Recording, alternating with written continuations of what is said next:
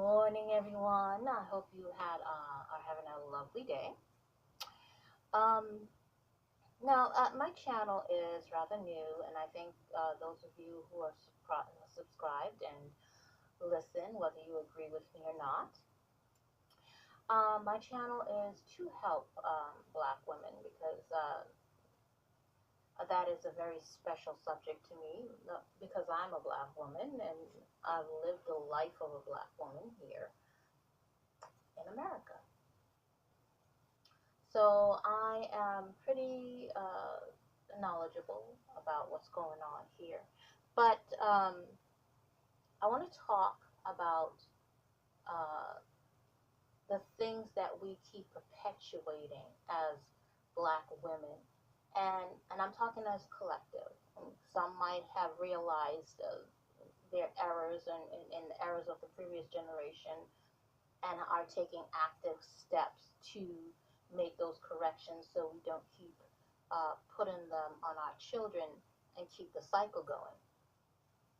But in the Black community, there is a stigma on not only homosexuality, but on mental health and mental illness. And one of the first things someone says to you that when they're upset with you is that you're nuts, you're crazy. And so Black people who are suffering from mental challenges usually don't seek help because it's looked at as a stigma within the Black community. But there's a lecture that I want to share with you from Nadine Burke Harris, a very lovely sister, very intelligent woman. And she goes into some very important subjects that we as Black women need to internalize, and as the nurturers and protectors and teachers of our children, we need to understand what our actions and how our actions affect the young minds that we are charged to protect. And it's very important that we learn, and those of us who have not already seen how abusive tendencies have affected us emotionally, our emotional health and mental health, you should start to take a moment to really think about how you have been affected as a child and into adulthood, and what your actions or our actions with our children, how they will be affected as adults. And with that, I'm just going to let this video play. It's from TED.com, which is a very, very, very informative channel. They have so much great content on that channel. But this one, her name is Nadine Burke Harris. Beautiful sister, very knowledgeable sister. So here we go. Mid-90s, the CDC and Kaiser Permanente discovered an exposure that dramatically increased the risk for 7 out of 10 of the leading causes of death in the United States. In high doses, it affects brain development, the immune system, hormonal systems, and even the way our DNA is read and transcribed. Folks who are exposed in very high doses have triple the lifetime risk of heart disease and lung cancer, and a 20-year difference in life expectancy. And yet doctors today are not trained in routine screening or treatment. Now, the exposure I'm talking about is not a pesticide or a packaging chemical. It's childhood trauma. Okay, what kind of trauma am I talking about here? I'm not talking about failing a test or losing a basketball game. I am talking about threats that are so severe or pervasive that they literally get under our skin and change our physiology. Things like abuse or neglect, or growing up with a parent who struggles with mental illness or substance dependence. Now, for a long time, I viewed these things in the way I was trained to view them, either as a social problem, refer to social services, or as a mental health problem, refer to mental health services. And then something happened to make me rethink my entire approach. When I finished my residency, I wanted to go someplace where I felt really needed, someplace where I could make a difference. So I came to work for California Pacific Medical Center, one of the best private hospitals in Northern California, and together we opened a clinic in Bayview Hunters Point, one of the poorest, most underserved neighborhoods in San Francisco. Now, prior to that point, there had been only one pediatrician in all of Bayview to serve more than 10,000 children. So we hung a shingle and we were able to provide top quality care regardless of ability to pay.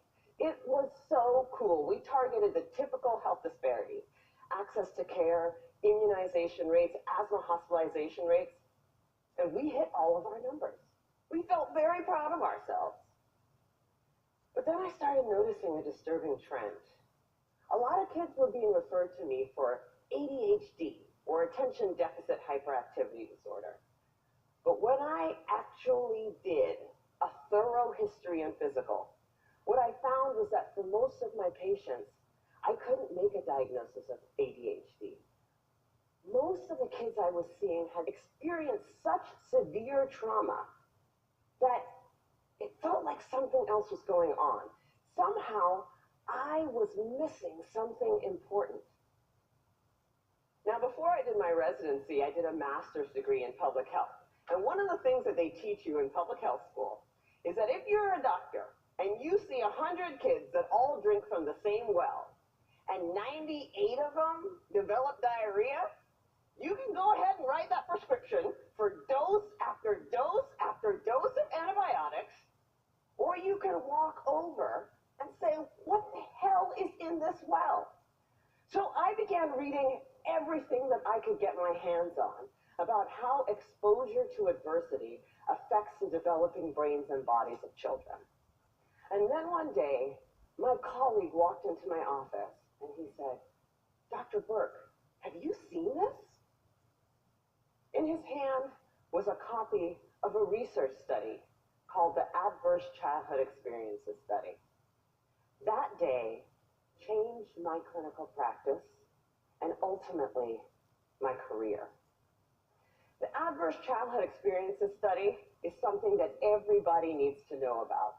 It was done by Dr. Vince Felitti at Kaiser and Dr. Bob Anda at the CDC, and together they asked 17,500 adults about their history of exposure to what they called adverse childhood experiences, or ACEs. Those include physical, emotional, or sexual abuse, physical or emotional neglect, parental mental illness, substance dependence, incarceration, parental separation or divorce, or domestic violence. For every yes, you would get a point on your ACE score. And then what they did was they correlated these ACE scores against health outcomes. What they found was striking. Two things. Number one, ACEs are incredibly common. 67% of the population had at least one ACE, and 12.6%, 1 in 8, had 4 or more ACEs. The second thing that they found was that there was a dose-response relationship between ACEs and health outcomes. The higher your ACE score, the worse your health outcomes. For a person with an ACE score of 4 or more, their relative risk of chronic obstructive pulmonary disease was 2.5 times that of someone with an ACE score of 0. For hepatitis, it was also 2.5 times. For depression, it was 4.5 times. For suicidality, it was 12 times. A person with an ACE score of 7 or more had triple the lifetime risk of lung cancer and 3.5 times the risk of ischemic heart disease, the #1 killer in the United States of America. Well, of course, this makes sense. You know, some people looked at this data and they said, come on, you have a rough childhood, you're more more likely to drink and smoke and do all these things that are going to ruin your health. This isn't science. This is just bad behavior. It turns out this is exactly where the science comes in. We now understand better than we ever have before how exposure to early adversity affects the developing brains and bodies of children. It affects areas like the nucleus accumbens, the pleasure and reward center of the brain that is implicated in substance dependence. It inhibits the prefrontal cortex, which is necessary for impulse control and executive function, a critical area for learning. And on MRI scans, we see measurable differences in the amygdala, the brain's fear response center. So there are real neurologic reasons why folks exposed to high doses of adversity are more likely to engage in high-risk behavior. And that's important to know. But it turns out that even if you don't engage in any high-risk behavior, you're still more likely to develop heart disease or cancer.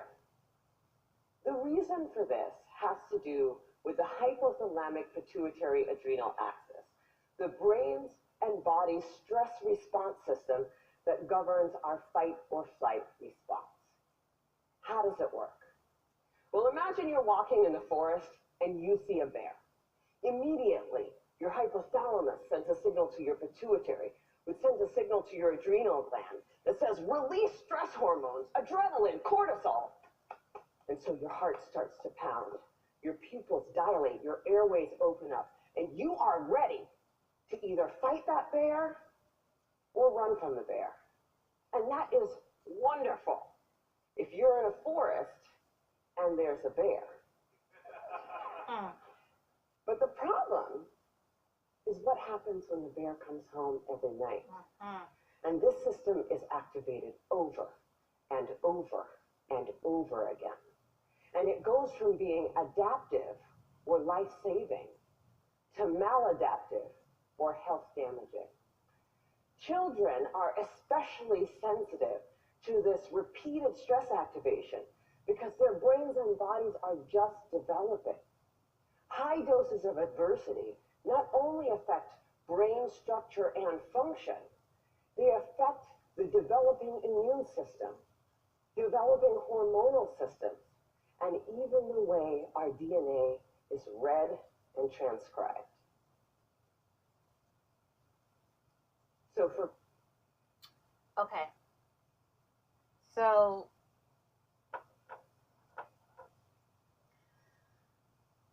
I'll put the link to the entire lecture because I think this is very powerful, and all Black women need to listen to this and take heart to it, because I know that many of us have been subject to all kinds of emotional abuse, psychological abuse, mental and sexual abuse, being raised in a single parent household where you see the struggle, and you know your parent might have been so stressed that you know they are the bear that you came home to every day. So you are continually in a fight or flight mode. So we just need to be mindful of that, that our actions are and the impact that our actions have on the developing emotional health and psychological and mental health of our children. Are you the one who swears at your kids? Do you call them no good? Do you call them crazy? You tell them you wish they were dead. They caused you too much problems. Do you talk bad about their fathers or mothers? And I'm sorry, since this is directed towards women, it's the fathers, but I know some brothers are watching, and I'm not sure if you're single fathers or not, but mostly in the Black community, it's a single parent, single mother household, and it can get very stressful. So we have to learn how to manage our stress so that we don't pass on these maladies to our children. Um, and if you are in that position where you feel you have to be swearing at your kids, telling them the most vile things, beating them, excessive physical abuse, because you're hurting, then you need to go get some help uh, to manage your emotional and psychological health. And these are very important things that we need to deal with as women in the Black community.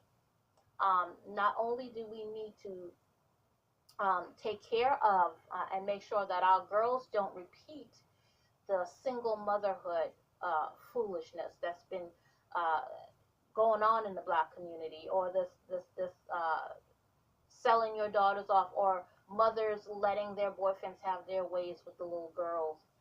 We are to protect our children at all costs, and that's both male and female. They came from our wombs. They are our responsibility to protect the children. If there's a man in the household, the man is to protect the home, the family. The woman, whether there's a man in the household or not, your job is to protect your children at all costs.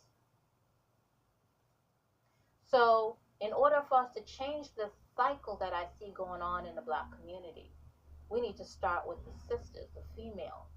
Get our mental health, our mental emotions in order, so we don't keep passing on this craziness that I see going on in the Black community to the children, and keep passing on, keep damaging the children before they even get started in life, because we're passing on negative things that were done to us when we were little children ourselves.